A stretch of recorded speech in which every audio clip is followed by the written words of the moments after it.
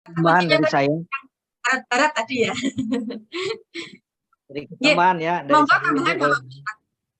Ya, jadi dari pengalaman saya, yang saya lihat sekarang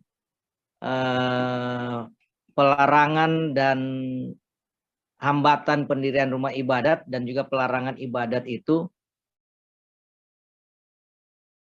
sudah terjadi di berbagai daerah, ya. Memang saya katakan ini fenomena gunung es.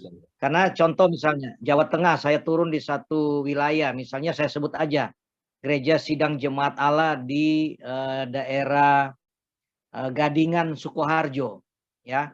Ketika itu viral karena ditolak secara tertulis oleh 15 ketua takmir masjid. Itu viral dan saya turun ke sana. Dan ketika saya turun di sana, tiba-tiba bisa datang ketemu saya lebih dari 10 pendeta. 10 sampai 20 pendeta itu curhat mereka mengalami hal yang sama sudah bertahun-tahun, kurang lebih 10 tahun, dan sampai hari ini belum mendapatkan keadilan.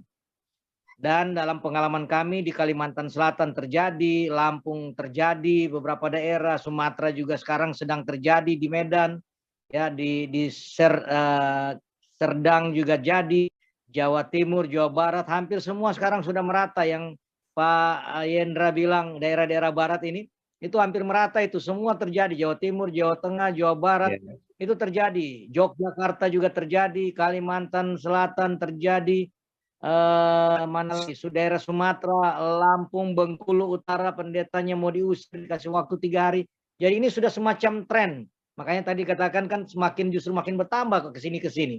Yeah. Jadi saya kira kalau misalnya asumsi saya, kasus Koharjo saya turun lalu lebih dari 10 pendeta curhat hal yang sama, maka kalau ada 512 kota kabupaten di Indonesia, anggaplah kalau Pak Yendra bilang bagian barat, kita ambil setengahnya aja lah, setengah timur, setengah barat. Berarti 250 kota kabupaten kali aja 10. Ada sekitar 2.500. Nah inilah tugas kita bersama ya. Ini nggak mudah. Ada banyak tantangan di dalamnya. Itu aja tambahan saya sedikit. Terima kasih. Baik, terima kasih. Sedikit menambahkan Bu Siti. Orang sering bilang bahwa permasalahannya terhadap kelompok minoritas. Ini yang harus dipahami bahwa November 2022 Muhammadiyah itu dilarang bikin masjid di Aceh. Silahkan di googling, di Biren. Nah, itu jadi permasalahan sekarang, terutama di tahun politik ini akan banyak. Saya setuju dengan apa yang disampaikan Pak tadi bahwa memang akan sangat banyak, terutama di tahun politik nanti akan merata tergantung kepala daerah. Baik, terima kasih disampaikan tanggapannya Bapak Pendeta dan Bapak Yendra. Ini ada pertanyaan yang lain ya, seperti saya sampaikan tadi, pertanyaan dari Bapak Andi Ruban, ini bersinggungan dengan pertanyaan dari Bapak Obinale dan juga sekaligus dengan Ibu Indah Sari Dewi dari Ahmadiyah Gresik. Pertanyaannya kalau boleh saya summary, itu ada 2 poin penting. Yang pertama adalah bagaimana kewenangan aparat Pemda dalam memediasi jika terjadi konflik berkenaan dengan kerukunan umat beragama dalam pembangunan tempat ibadah. Jika kemudian pejabat daerah ini tidak melakukan sesuai dengan konstitusi, nah ini konsekuensinya apa? Nah, itu saja dulu. Nah, ini tadi yang membahas materi tentang peran pemerintah, ini tadi ya Bapak Pendeta. Monggo, disilakan Bapak Pendeta tanggapannya. Kewenangannya apa, kemudian jika tidak dilakukan sesuai dengan konstitusi, itu konsekuensinya apa. Tadi panjenengan juga menyampaikan bahwa ada oknum-oknum pejabat daerah yang ternyata tidak menjalankan konstitusi. Baik, monggo Bapak Pendeta. Terima kasih Bu Siti. Jadi kewenangan pemerintah daerah juga selain pemerintah pusat kan saya katakan di materi saya itu sebagai eksekutif kan, eksekutor. Mengeksekusi dan juga mengawal mengawal konstitusi juga setiap regulasi. Nah, termasuk peraturan bersama Menteri Agama dan Menteri Dalam Negeri ini tentu ya yang harus dijaga ketat oleh pemerintah daerah ya, yang punya kewenangan itu ya, sebagai eksekutor Nah, tapi kenyataannya, jadi mereka gini Bu, mereka itu sebenarnya, misalnya pemerintah daerah, wali kota, bupati nih, mereka itu sebenarnya harus menerima dulu persyaratan-persyaratan secara apa ya, penuh ya. Misalnya kalau kita bicara regulasi PBM ini, persyaratan yang pertama itu sudah minimal 90 anggota dewasa ber-KTP. Lalu kemudian ada surat tidak keberatan, pernyataan tidak keberatan dari minimal 60 anggota masyarakat.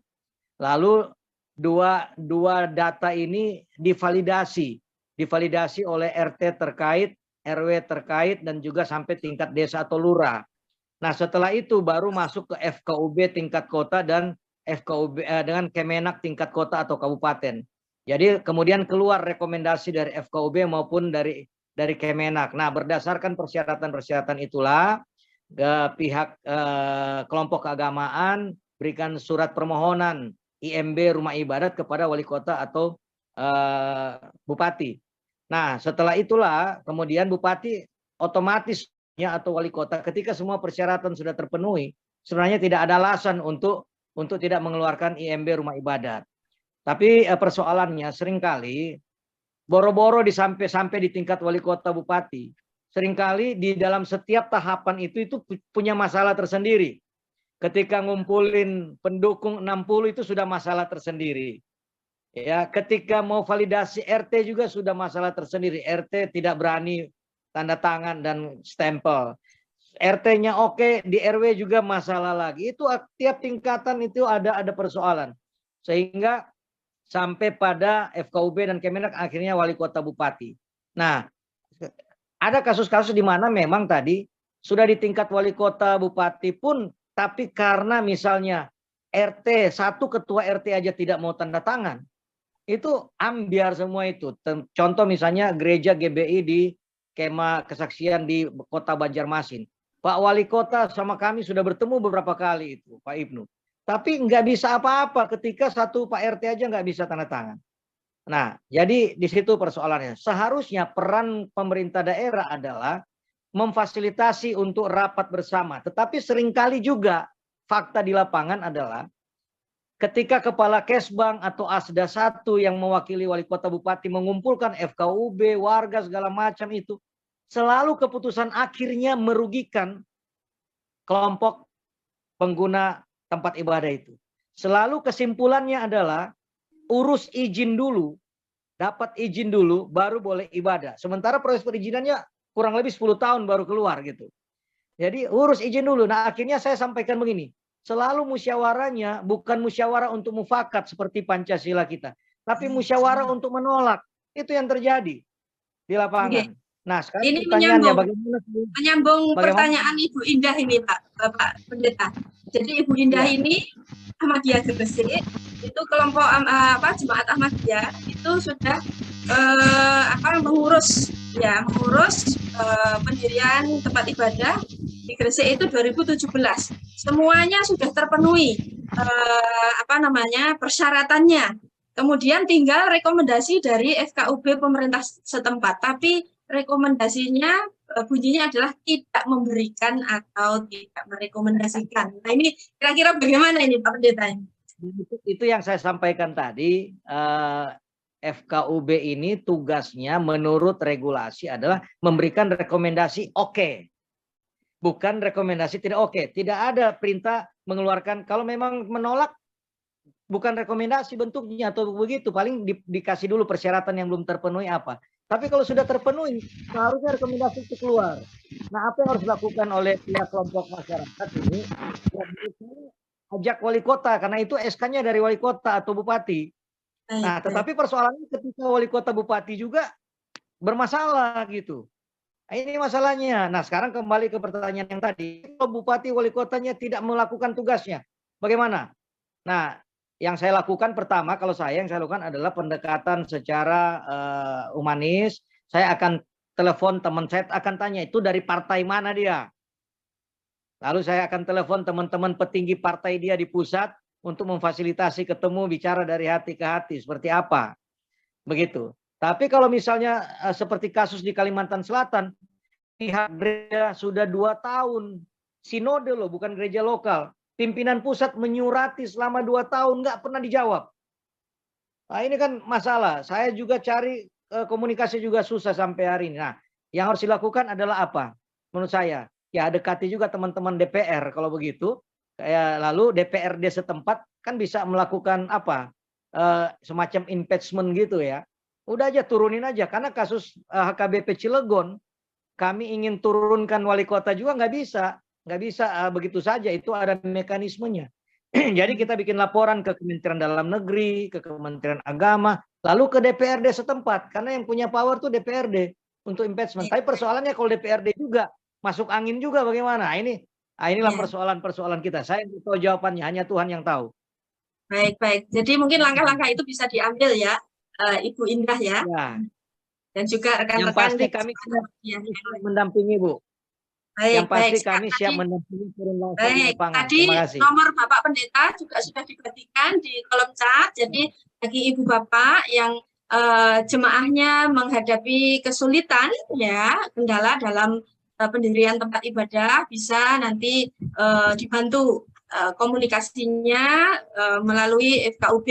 Oke, tadi nomornya Bapak Pendeta sudah dibagikan. Baik Ibu Bapak, itu tadi pertanyaan yang dari kolom chat Zoom. Saya sekarang akan mengundang penanya yang sudah mengacungkan tangan ya. Saya undang Bapak Suratno. Ya, kami tampung dulu pertanyaannya. Bapak Suratno, disilakan. Ya, baik, makasih. Assalamualaikum warahmatullahi wabarakatuh. Assalamualaikum. Ya, singkat saja pertanyaan saya ditujukan kepada seluruh narasumber untuk bisa mendapatkan berbagai sudut pandang. Dalam catatan sejarah, toleransi itu sudah dipraktekkan oleh rakyat Indonesia jauh sebelum kita merdeka. Nah, yang jadi pertanyaan, bagaimana caranya atau apa kiat-kiatnya untuk memberikan kesadaran kepada masyarakat atau rakyat Indonesia dalam